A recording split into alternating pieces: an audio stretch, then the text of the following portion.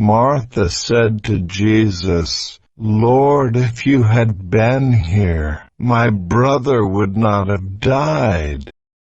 Martha said to Jesus, "Lord, if you had been here, my brother would not have died." Martha said to Jesus, "Lord, if you had been here, my brother would not have died. But even now I know that whatever you ask from God, God will give you." But even now I know that whatever you ask from God, God will give you. But even now I know that whatever you ask from God, God will give you. Jesus said to her, "Your brother will rise again." Jesus said to her, "Your brother will rise again." Jesus said to her, "Your brother will rise again." Martha said to him, "I know that he will rise again in the resurrection on the last day."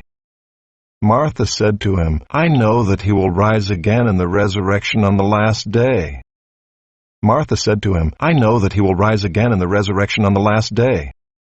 Jesus said to her, "I am the resurrection and the life. Whoever believes in me, though he die, yet shall he live."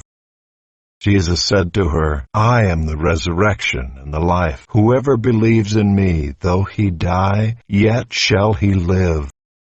Jesus said to her, "I am the resurrection and the life. Whoever believes in me, though he die, yet shall he live.